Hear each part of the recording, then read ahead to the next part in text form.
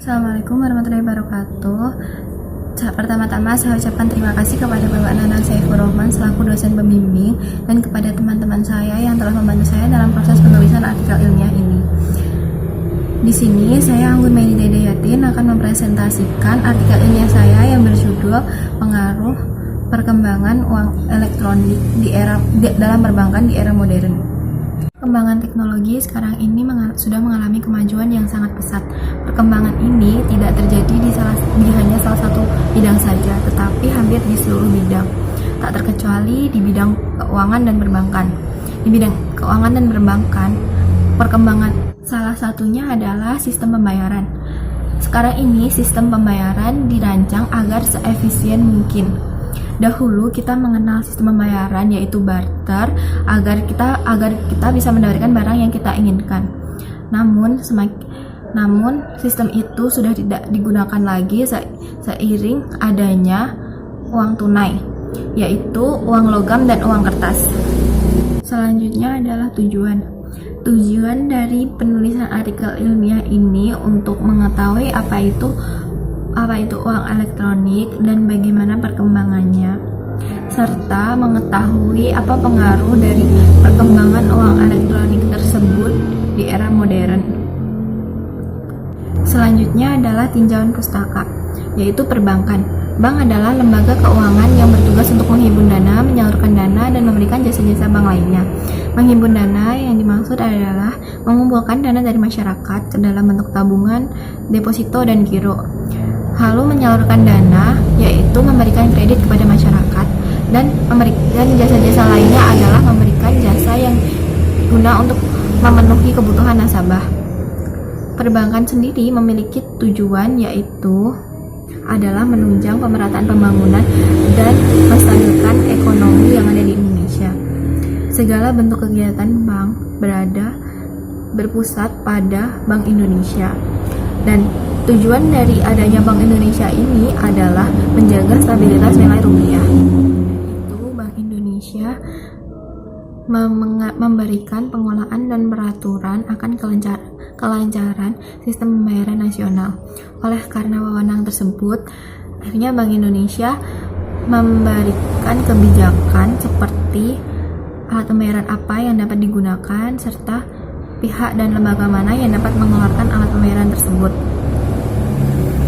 Selanjutnya adalah era modern. Era modern ini ditandai dengan semakin pesatnya ilmu pengetahuan, politik, dan teknologi. Di akhir abad ke-19 hingga abad ke-20, seni modern, iptek, dan budaya tidak hanya mendominasi Eropa Barat dan Amerika Utara, tetapi hampir di seluruh dunia. Termasuk juga pemikiran yang menolak, yang pro dan kontra akan pengaruh Barat. Selanjutnya adalah uang elektronik. Uang elektronik adalah alat pembayaran di mana nilai uangnya tersimpan dalam media elektronik. Pihak-pihak penyelenggara uang elektronik sendiri adalah dari perbankan dan non-perbankan. Dari perbankan biasanya menggunakan m-banking atau internet banking, yang di dalam aplikasi tersebut ada fitur di mana kita dapat membayar tagihan-tagihan yang kita punya. Lalu untuk ke lembaga keuangan non-bank biasanya menggunakan aplikasi di mana kita harus melakukan top up terlebih dahulu ke dalam aplikasi tersebut. Selanjutnya adalah metodologi penelitian. Dalam penulisan artikel ilmiah ini, saya menggunakan metode penelitian kualitatif. Teknik pengumpulan datanya yaitu dengan studi observasi yang bersumber dari artikel online, jurnal online, dan buku-buku online.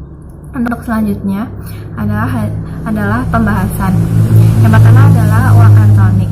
Uang elektronik sendiri adalah alat pembayaran yang dimana nilai uangnya tersimpan dalam media elektronik. Penggunaannya yaitu terlebih dahulu harus menyetorkan uang tersebut ke penerbit dalam media elektronik.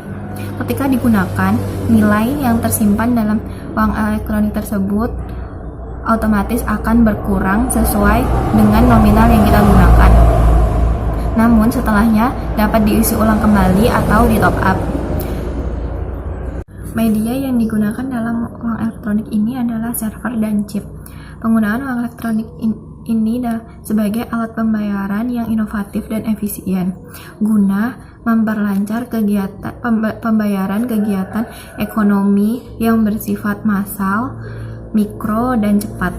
Perkembangan uang elektronik ini diharapkan dapat menjangkau masyarakat yang belum mempunyai akses terhadap perbankan.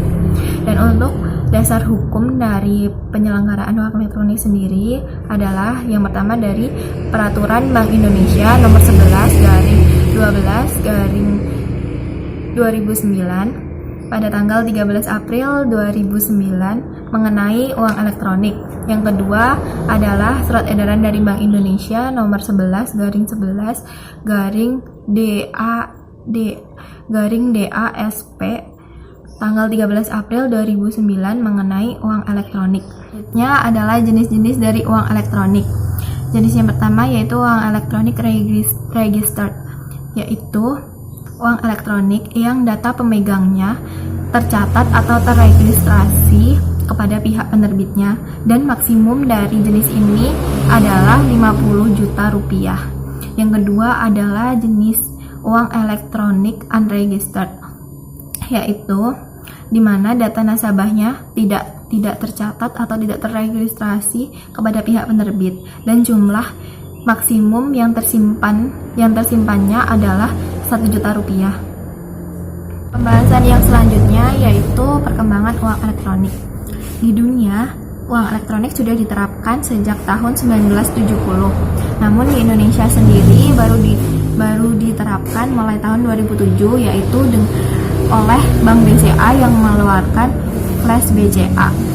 Nah, lalu di tahun 2009 baru ada dari kegerakan non tunai ini adalah agar meningkatkan kesadaran masyarakat untuk menggunakan sarana pembayaran non tunai dalam melakukan transaksi pembayaran yang tentunya lebih mudah, efisien, dan aman.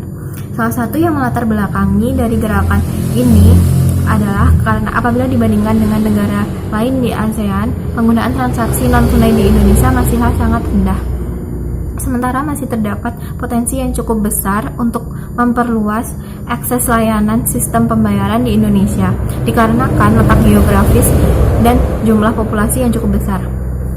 Untuk itu, Bank Indonesia bersama perbankan sebagai pemain utama dalam penyediaan sistem pembayaran kepada masyarakat perlu memiliki visi dan misi yang sama dan komitmen yang kuat untuk mendorong penggunaan transaksi non-tunai oleh masyarakat dalam mewujudkan cashless society. Dari adanya program ini, BI menyatakan adanya peningkatan yang signifikan, yaitu sebesar 67,6% peningkatan penggunaan uang. Selanjutnya yaitu kesimpulan. Dari hasil pembahasan tadi dapat disimpulkan bahwa penggunaan uang elektronik di Indonesia cukup mengalami peningkatan yang cukup signifikan. Dan yang terakhir yaitu saran.